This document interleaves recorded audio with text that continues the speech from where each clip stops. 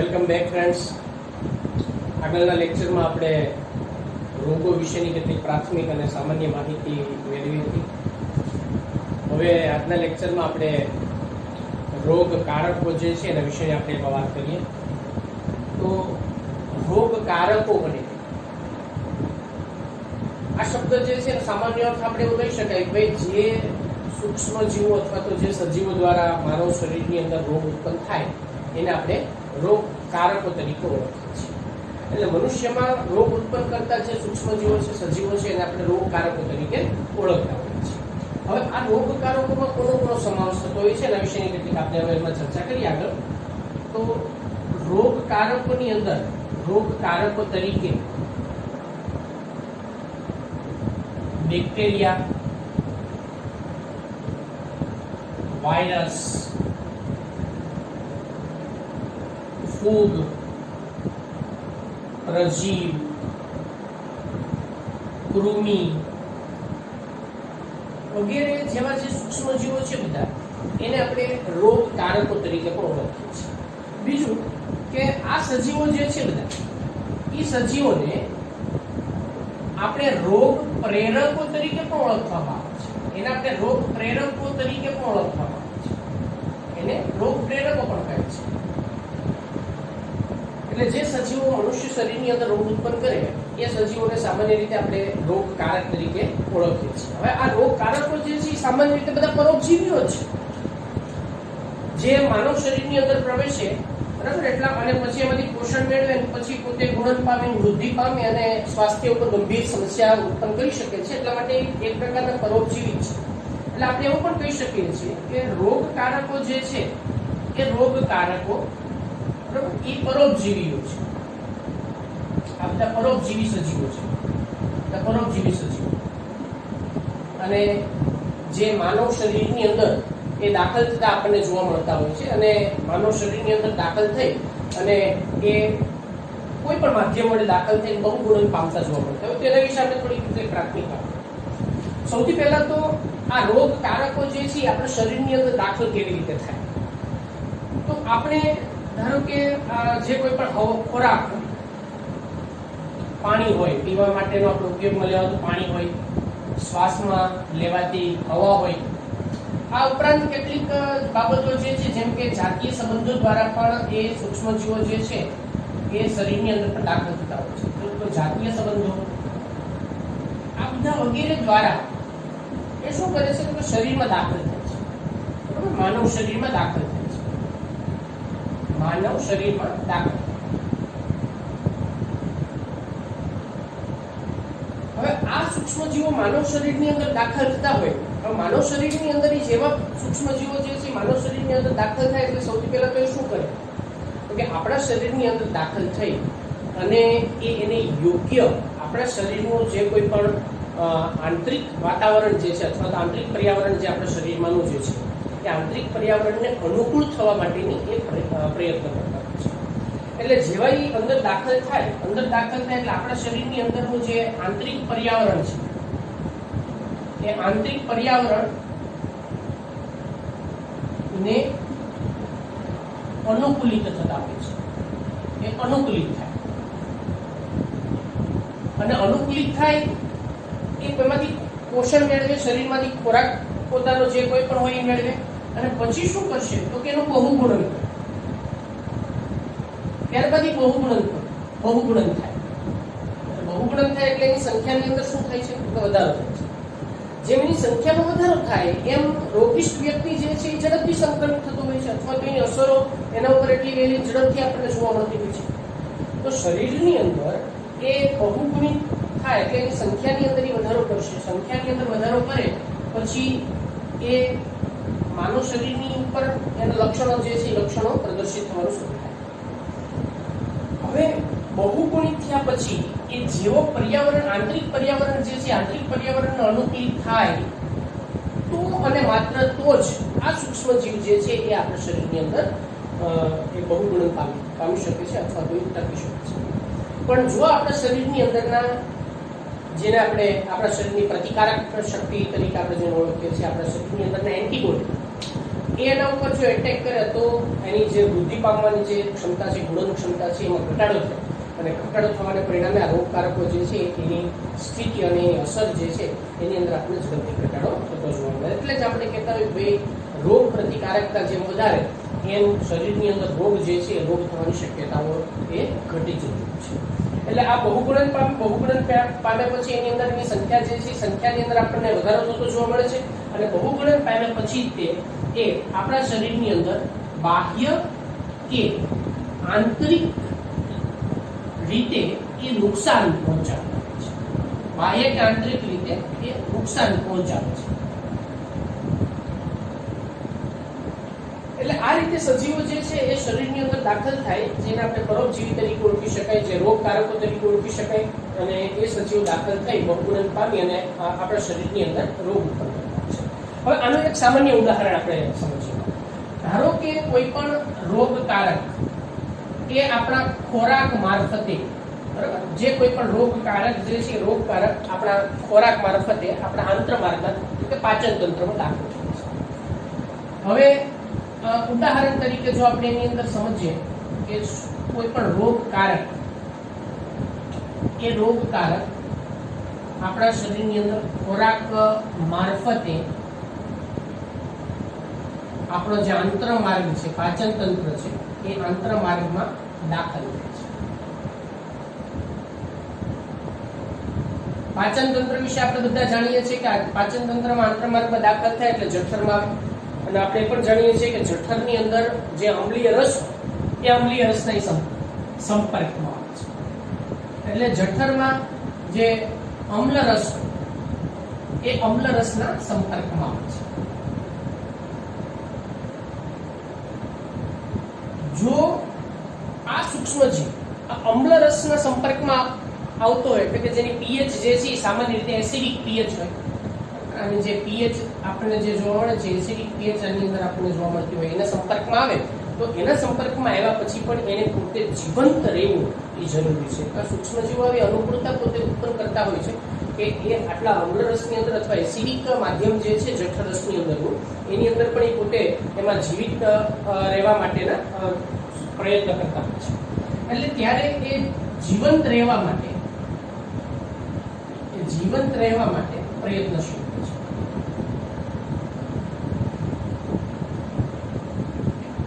બીજું, આ ઉપરાંત જે કોઈ પણ આપણા શરીરની અંદરથી જે પાચન માર્ગમાં અથવા તો જે પાચક રસો અથવા તો એવા ઉત્સેચકો કે અંતઃસ્ત્રાવ,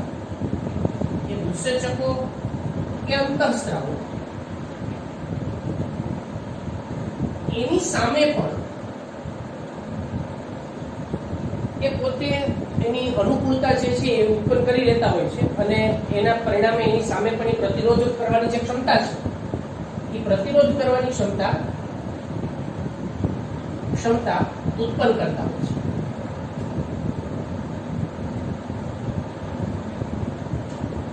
એટલે જેથી કરીને એ પાચન માર્ગની અંદર ગંભીર જે રોગ જે છે એ ઉત્પન્ન થઈ શકે છે.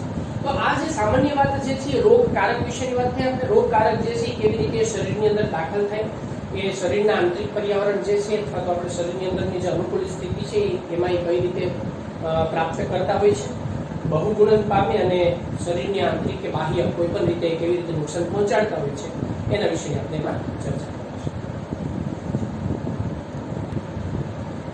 તો રોગકારકો શરીરની અંદર કેવી રીતે અસર કરતા હોય ને કયા કયા પ્રકારના રોગકારકો છે એના વિશેની આપણે જે વાત કરી.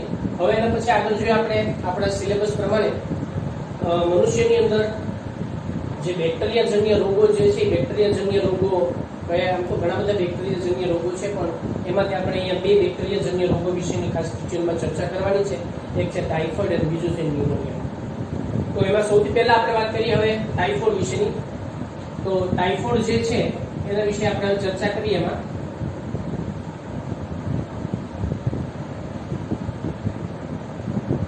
ટાઇફોઇડ એક પ્રકારનો તાવ છે. એટલે ટાઇફોઇડ જે છે એટલે આ રોગ જે છે એ રોગ જેને આપણે એક પ્રકારના તાવ તરીકે ઓળખતા હોઈએ છીએ, એક પ્રકારનો તાવ છે.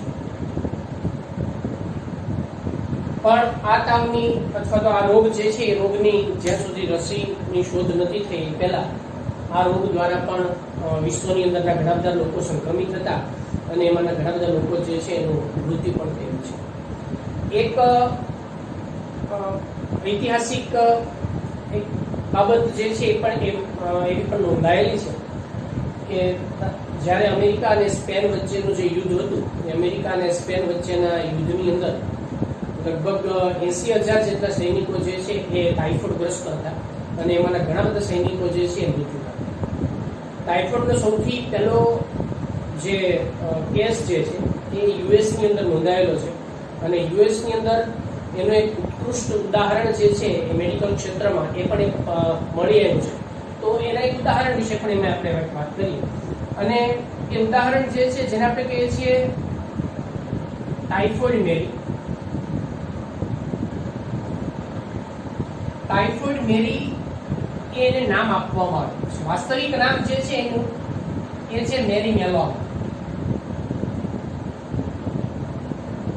મેરી મેલોન એ યુએસ ની અંદરના મેડિકલ ક્ષેત્રની અંદરનું એક ઉત્કૃષ્ટ ઉદાહરણ છે જે પોતે આ જે મહિલા છે મેરી મેલોન એ ટાઇફોઇડના વાહક તરીકે કામ કરે છે. મેરી મેલોન એ યુએસ ની અંદર મેરી મેલોન જે છે એ યુએસ ની અંદર યુએસમાં એ રસાયણ તરીકે કામ કરે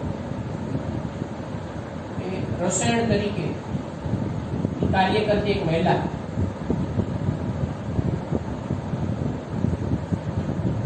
જેને આપણે ટાઇફોઇડના વાહક તરીકે ઓળખીએ છીએ, જે આ રોગના વાહક તરીકે કામ કરે છે. આ રોગના વાહક તરીકે કામ કરે છે.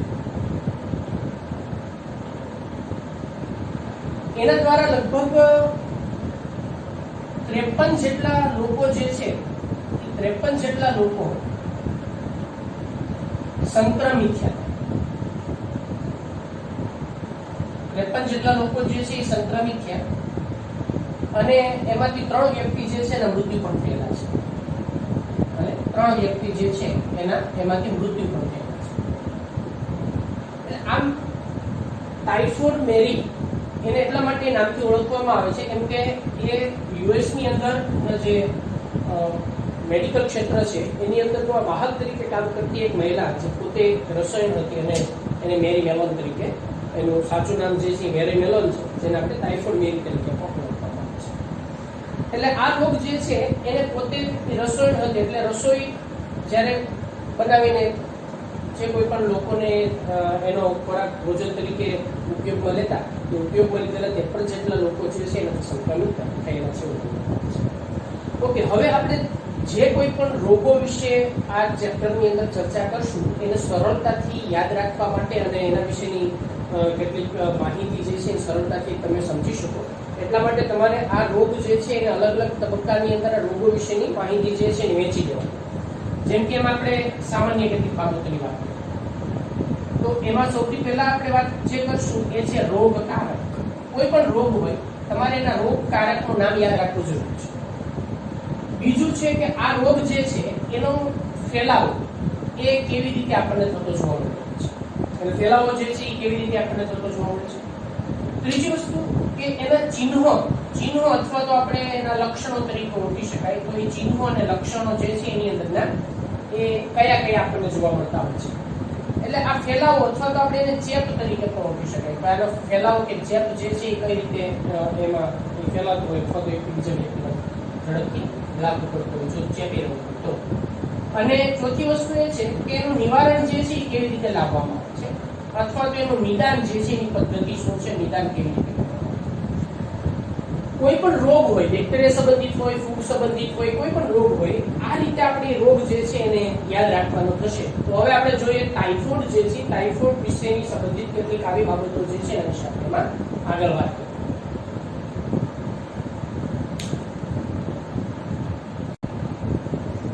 ઓકે, તો હવે આપણે જે છે ટાઇફોઇડ વિશેની વાત કરીએ તો સૌથી પહેલા આપણે રોગકારક ટાઇફોઇડ જે છે કોના દ્વારા થાય છે. આપણે અત્યારે ચર્ચા કરીએ છીએ કે આ બેક્ટેરિયાજન્ય રોગ છે તો સૌથી પહેલા ટાઇફોઇડ જે છે બેક્ટેરિયા દ્વારા થાય. આટલી વસ્તુ આપણને ખ્યાલ હોવો જોઈએ. હવે બેક્ટેરિયા જે છે કયા છે તો બેક્ટેરિયા જે છે એમાંના કે સાલ્મોનેલા ટાઇફી સાલ્મોનેલા ટાઇફી નામના જે બેક્ટેરિયા જે છે આ બેક્ટેરિયા દ્વારા આ રોગ જે છે એ સામાન્ય રીતે આપણને થતો જોવા મળતો હોય છે. હવે આ બેક્ટેરિયા ક્યાં હોય અથવા તો એ રોગ જે છે એનો ફેલાવો કઈ રીતે થતો હોય છે એના વિશે પણ આપણે એમાં આગળ વાત કરીએ. તો આના જે આ રોગકારક છે એ રોગકારક એ કોઈ પણ એવો દૂષિત ખોરાક હોય અથવા તો દૂષિત પાણી હોય, દૂષિત ખોરાક હોય, દૂષિત પાણી જે છે એ પાણીની અંદર એ દૂષિત ખોરાક કે પાણી મારફતે જે કોઈ પણ તંદુરસ્ત વ્યક્તિ હોય એ તંદુરસ્ત વ્યક્તિના એ આંતરમાર્ગ એટલે કે આંતરડામાં, નાના આંતરડામાં પ્રવેશ કરે છે, એટલે કે પાચન તંત્રમાં પ્રવેશ કરે છે, આંતરમાર્ગમાં પ્રવેશ છે. અને આંતરમાર્ગમાં પ્રવેશે પછી એ આંતરમાર્ગમાંથી રુધિર મારફતે શરીરમાં બધે ફેલાતા આપણને જોવા મળે છે. પછી ત્યાંથી રુધિર મારફતે આખા શરીરમાં ફેલાય છે. ખાસ કરીને આંતરડાને વધારે નુકસાન પહોંચાડતો એટલે આંતરમાર્ગની અંદર ખાસ આંતરડાનો જે ભાગ છે એ ભાગની અંદર પોતે એમાં પ્રવેશ પામતો હોય છે. ઓકે, હવે બીજી વાત કરીએ કે એના ચિહ્નો જે છે એ કેવા દેખાય, આપણને ક્યારેક ખ્યાલ આવે કેવા કેવા લક્ષણો જોવા મળે કે ભાઈ આ રોગ જે છે એ ટાઇફોઇડ છે. તો પહેલા આપણે ચર્ચા કરી ટાઇફોઇડ એક પ્રકારનો તાવ છે. તો સૌથી પહેલા તો એ આંતરમાર્ગમાં દાખલ થાય એટલે પાચન તંત્ર ઉપર અસર કરે છે અને તાવ આવવાની સ્થિતિ એમાં સર્જાતી જોવા મળતી હોય છે. તો એમાં જો લક્ષણો વિશેની આપણે વાત કરીએ તો લગભગ 39 થી 40 અંશ સેલ્સિયસ જે તાપમાન જે છે બરાબર, આટલું તાપમાન શરીરનું રહેતું હોય છે, એ શરીરનું રહે છે. અને આપણે એમ કે ભાઈ તાવ આવે છે. શરૂઆતના દિવસોની અંદર આ તાવ જે છે એ વધારે તીવ્ર અને પછીના સમયની અંદર એની અસર જે છે આપણને એ થોડી પ્રમાણમાં ઓછી થતી જોવા મળતી હોય છે. હવે આની અંદર આ સિવાય બીજું શું થાય છે? તો તાવ આવવાને પરિણામે એમાં નબળાઈ આવે છે. બીજું એમાં માથાનો દુખાવો થતો હોય છે.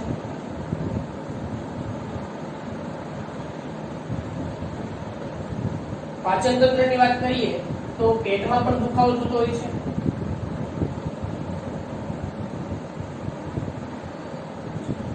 અપચો, કબજિયાત, આવા કેટલાક પેટને લગતા કેટલાક જે લક્ષણો જે છે એ આપણને એની અંદર જોવા મળતા હોય છે.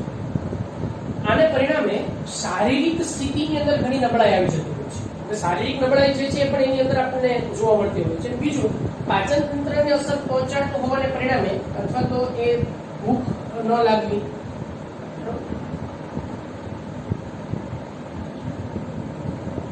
અને આવી કેટલીક જે કોઈ પણ બાબતો જે છે એ આપણને એની અંદરથી જોવા મળતી હોય છે. ચિહ્નો, આ પ્રકારના ચિહ્નો એ આપણને એમાંથી ખ્યાલ આવે કે આ પ્રકારનો જે રોગ છે અથવા ટાઇફોઇડ જે છે એ પ્રાથમિક તપાસના આધારે થઈ શકે છે.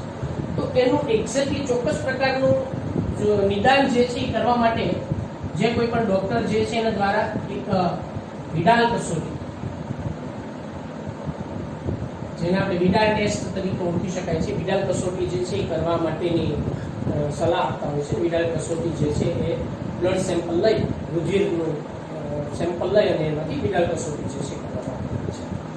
હવે આના નિવારણ માટે એમાં યોગ્ય પ્રકારની જે કોઈ પણ એમાં એન્ટીબાયોટિક્સ જે છે એ એન્ટીબાયોટિક્સ દવા જે છે એ દવા આપવામાં આવે છે.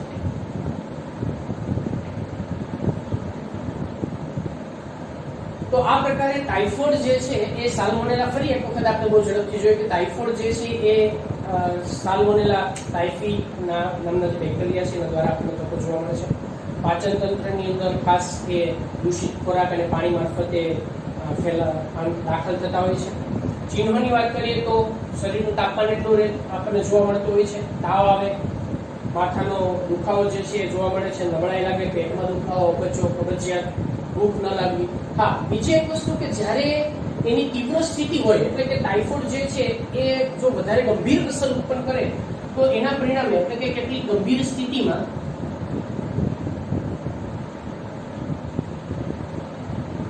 ગંભીર સ્થિતિમાં એ આપણા આંતરડા જે છે એ આંતરડામાં છિદ્ર પડતા હોય છે, આંતરડામાં છિદ્ર પડે છે અને વધારે ગંભીર અસરમાં ક્યારેક મૃત્યુ પણ પ્રેરી શકે છે અને એને પરિણામે મૃત્યુ પણ પ્રેરી શકે છે.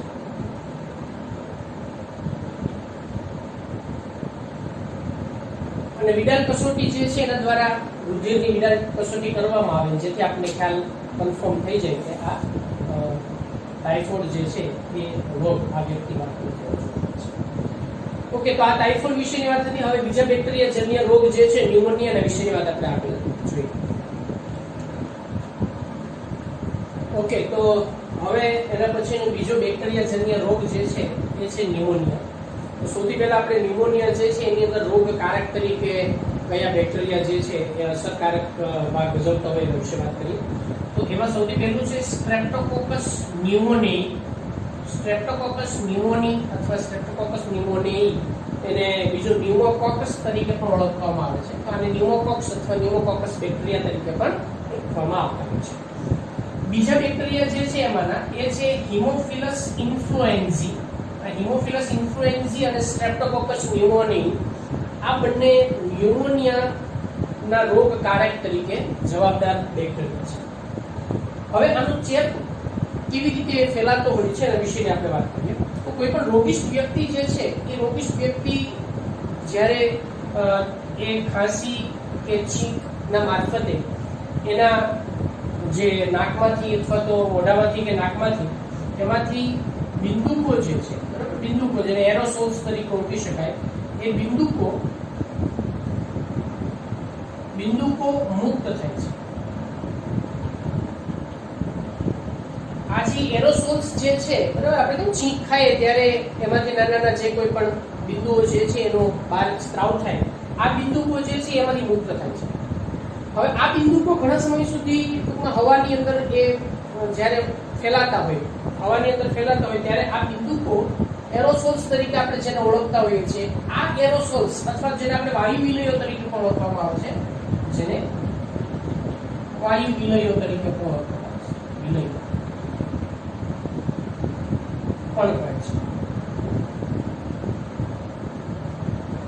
આ વાયુ વિલયો અથવા તો આ બિંદુકો એ જ્યારે કોઈ પણ વ્યક્તિ, તંદુરસ્ત વ્યક્તિ જે છે, જે કોઈ તંદુરસ્ત વ્યક્તિ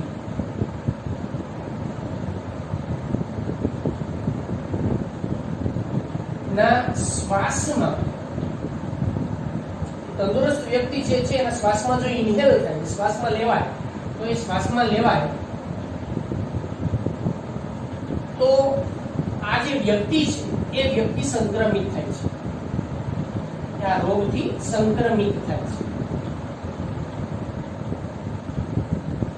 એટલે આ રીતે, એટલા માટે જ આપણે વારંવાર કહેતા હોય ભાઈ જ્યારે છીંક આવે કે ઉધરસ હોય કે છીંક હોય ત્યારે નાકના આડો રૂમાલ રાખવો અથવા તો આ પ્રકારની જે કોઈ પણ પોઝિશન છે એ લેવી જરૂરી છે, જેથી આ રીતે જે રોગ જે છે એને આપણે ફેલાતો અટકાવી શકીએ છીએ. એટલે આ રીતે ચેપ જે છે વ્યક્તિની અંદર, એમાં એકથી બીજા વ્યક્તિની અંદર જે છે એ લાગતો હોય છે. બીજું, ચેપ ફેલાવવા માટે ઘણી વખત એ પણ બાબત એક ધ્યાનમાં આવેલી છે કે આ રોગિષ્ઠ વ્યક્તિ જે છે એને કફની સમસ્યા રહેતી હોય છે અને એમાંથી કફ જ્યારે એના ગળફા સ્વરૂપે ત્યાગ કરે ત્યારે એના સંપર્કમાં જો કોઈ પણ વ્યક્તિ આવે તો એ પણ ઘણી વખત રોગિષ્ઠ વ્યક્તિ તરીકેની શક્યતા જે છે તંદુરસ્ત વ્યક્તિની એ પણ રીતે જોવા મળતી છે. તો હવે એના પછી આપણે વાત કરીએ કે ભાઈ કયા કયા ચિહ્નો આની અંદર જોવા મળે. તો સૌથી પહેલા આપણે જે વાત કરી ભાઈ શ્વાસ મારફતે એમાં જે સૂક્ષ્મજીવો જે છે એ સૂક્ષ્મજીવો એટલે બેક્ટેરિયા જે છે એ ફેફસા સુધી પહોંચતા હોય છે.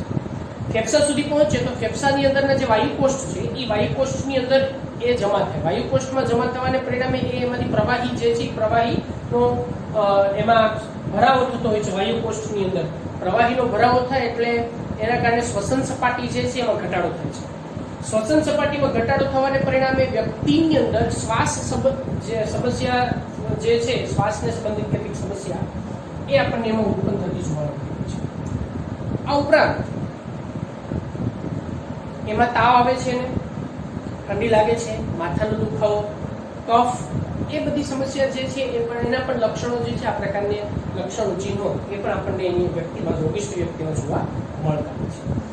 જ્યારે આ રોગ એ રોગિષ્ઠ વ્યક્તિની અંદર જો તીવ્ર સ્થિતિમાં હોય ત્યારે તીવ્ર સ્થિતિમાં એના જે નખ છે એ અને એના હોઠ જે છે એ વાદળીથી ભૂખરા રંગના બનતા હોય છે. આ સ્થિતિને આ રોગની તીવ્ર સ્થિતિ તરીકે ઓળખવામાં આવે છે. એટલે આ પ્રકારના ચિહ્ન જે છે એ રોગિષ્ઠ વ્યક્તિની અંદર આપણને જોવા મળતા હોય છે. હવે આ રોગના નિવારણ જે છે નિવારણ માટે ડોક્ટર દ્વારા જે કોઈ પણ એન્ટીબાયોટિક્સ જે છે એ નિવારણ માટે એન્ટીબાયોટિક્સ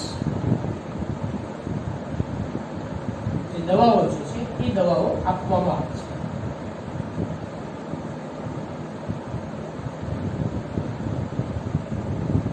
એટલે આ રીતે બેક્ટેરિયા સંબંધિત જે બીજો રોગ છે બરાબર એ છે ન્યુમોનિયા. ફરી એકવાર આપણે બહુ ઝડપથી હાઇલાઇટ જોઈ લઈએ. ન્યુમોનિયાના રોગકારક તરીકે સ્ટ્રેપ્ટોકોકસ ન્યુમોની અને હિમોફિલસ ઇન્ફ્લુએન્ઝા આ બે બંને બેક્ટેરિયા જે છે એ રોગકારક તરીકે જોવા મળતા હોય છે. રોગિષ્ઠ વ્યક્તિના છીંક કે ખાંસી ખાવાથી એના એરોસોલ્સ જે છે વાયુ વિલય એની અંદરના જે વાયુ વિલયો જે છે બરાબર એ એમાં ફેલાતા આપણને જોવા મળતા હોય છે અને એના દ્વારા રોગ જે છે આપણો એમાં ફેલાતો જોવા મળતો હોય છે. બીજું, તંદુરસ્ત વ્યક્તિ જ્યારે આના જે કોઈ પણ એરોસોલ્સ એના સંપર્કમાં આવે શ્વાસમાં જાય તો એ વાયુકોષ્ઠમાં પહોંચે છે ફેફસા મારફતે. વાયુકોષ્ઠમાં એ પ્રવાહી એમાં જમા થાય, શ્વાસ લેવામાં મુશ્કેલી થાય અને તાવ આવે, ઠંડી લાગે, માથાનો દુખાવો થાય, કફ, આવી પરિસ્થિતિ જે છે એ જોવા મળે છે. તીવ્ર સ્થિતિની અંદર એના નખ અને હોઠ જે છે એમાં વાદળીથી ભૂખરા રંગના બનતા હોય છે અને આ રોગની તીવ્ર સ્થિતિ તરીકે ગણવામાં આવે છે. રોગો ઘણા બધા છે અને એમાંનો વાયરસજન્ય જે ચેપી રોગોમાંનો સૌથી સામાન્ય ચેપી રોગ જે વાયરસ દ્વારા ફેલાતો હોય એ છે શરદી. શરદી જે છે એના માટેનો રોગકારક જેને આપણે કહીએ છીએ રીહનો વાયરસ. તો રીહનો વાયરસ અથવા તો ઘણા રાહાઈનો વાયરસ એવું પણ પ્રોનાઉન્સિએશન કરતા હોય છે. તો રીહનો વાયરસ એ એનો મુખ્ય રોગકારક તરીકે જોવા મળે છે. હવે આ શરદી જે છે એ સામાન્ય ચેપી રોગ છે આપણે વાત કરીએ. પણ વ્યક્તિ એવો ન હોય જેને શરદી અત્યાર સુધી ન જ થઈ હોય. સામાન્ય ચેપી રોગ છે એટલે સ્વાભાવિક છે કે દરેક વ્યક્તિમાં શરદી જે છે એ સામાન્ય રીતે આપણને થતી જોવા મળતી હોય છે. તો હવે એનો ચેપ કે ફેલાવ કેવી રીતે લાગતો હોય છે એના વિશે તો આ જે ચેપી રોગ છે એ જે કોઈ પણ રોગિષ્ઠ વ્યક્તિ જે છે એ વ્યક્તિ દ્વારા જો એમાં ખાંસી કે છીંક જે છે એ છીંક દ્વારા ખાંસી અથવા તો એના છીંક દ્વારા આપણે આગળ વાત કરીએ કે જેમ એમાં બિંદુકો જે છે એ બિંદુકો મુક્ત થાય છે અને આ બિંદુકો જે છે એ જ્યારે એના નાક શ્વાસ મારફતે નાકની અંદર પ્રવેશે તો એ નાસિકા કોટરની અંદર આ પ્રકારની એની જે સંક્રમિત સ્થિતિ જે છે એ વ્યક્તિની અંદર આપણે જોવા મળતી છે. હવે સૌથી પહેલી એક વસ્તુ આપણે જાણવી જરૂરી છે કે આ કોઈ એવો ગંભીર રોગ નથી અને આ રોગ જે છે એ માત્ર શ્વસન અંગોની અંદર નાસિકા કોટર જે છે એને સંબંધિત આપણને જોવા મળે છે કે ફેફસાને નુકસાન પહોંચાડતું હોય છે. એટલે મનુષ્યની અંદર સર્વસામાન્ય રોગ જે છે એ આપણને એની અંદર જોવા મળતો હોય છે. હા, શ્વસન માર્ગને 100% સંક્રમિત કરે છે બરાબર. એટલે આપણે એમ વાત કરી કે આ રોગ જે છે એ રોગ શ્વસન માર્ગને સંક્રમિત કરે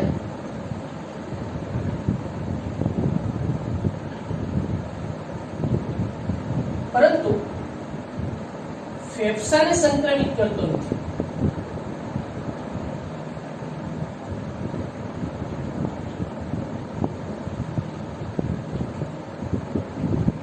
એટલે આ રોગ જે છે એ ફેફસાને કઈ નુકસાન નથી પહોંચાડતો. નાસિકા કોટર જે છે એ અને નાક અને ગળાના ભાગની અંદર આપણે જે તેના ચિહ્નો જે છે એમાં સામાન્ય રીતે આંતરિક ચિહ્નો તરીકે આપણે જોવા મળતા હોય છે.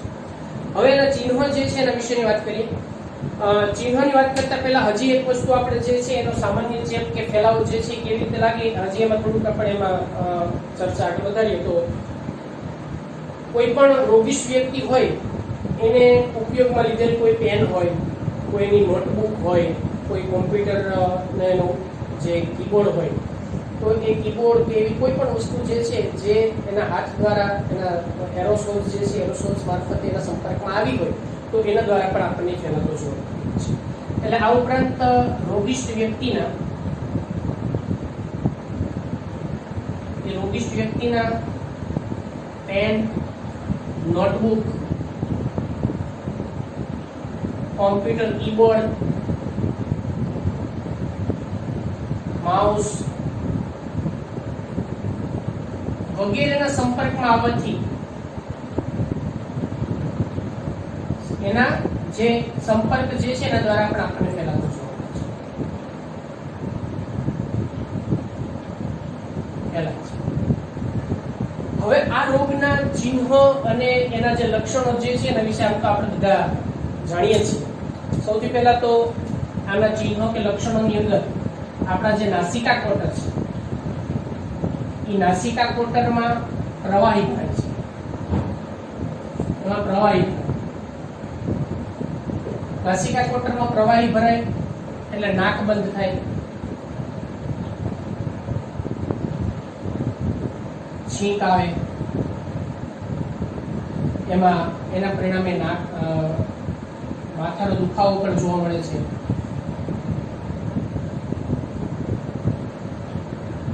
ઘણી વખત બેચેની પણ લાગતી હોય. આવા સામાન્ય લક્ષણો જે છે એ એના પરિણામે જોવા મળતા હોય છે. આ ઉપરાંત જો શરદીની વધારે અસરને પરિણામે ગળામાં બળતરા થાય, ગળામાં એમાં બળતરા જે છે એ પણ એમાં થતી આપણને જોવા મળતી હોય છે. આ રીતે નાસિકા કોટરમાં અને શ્લેષ્મામાં અને એમાં ભરાવો થતો જોવા મળતો હોય છે. હવે પ્રશ્ન એ છે કે આ કેટલા સમય સુધી રહેતો હોય છે? સામાન્ય રીતે શરદી જે છે એની તમે જો કોઈ દવા ન લો તો પણ લગભગ 7 દિવસ એટલે કે એકાદ અઠવાડિયાની અંદર આ રોગ જે છે એ આપણને એમાં એની અસર જે છે એની તીવ્રતા જે છે સામાન્ય રીતે ધીમે ધીમે ઘટતી જતી હોય છે. એટલે આ રોગ 3 થી 7 દિવસ સુધી એનો જે જીવનકાળ જે છે બરાબર, અથવા તેનો સંક્રમિત જે સમય છે એનો જે સંક્રમિત સમય એમાં આપણને રહેતો જોવા મળે છે. અને ડોક્ટર દ્વારા જે કોઈ પણ એમાં એન્ટીબાયોટિક્સ કે એની દવા આપવામાં આવે જેથી આ રોગની અંદર સામાન્ય રીતે રાહત રહેતી જોવા મળે છે. તો આ વાત કરી આપણે મનુષ્યની અંદર વાયરસજન્ય રોગ વિશે.